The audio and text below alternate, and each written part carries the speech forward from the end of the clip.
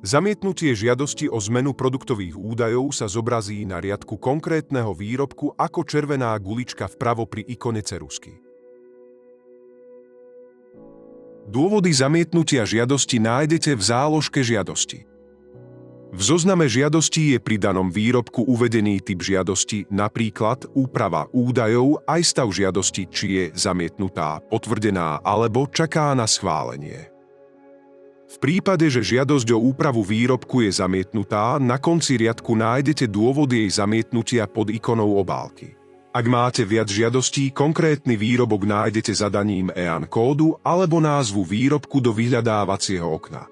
Ak ste žiadali o zmenu údajov pri GLN čísle, postupujete rovnako a v žiadostiach kliknite na sekciu GLN. Ďalší postup je potrebné realizovať v súlade s vyjadrením k zamietnutiu žiadosti.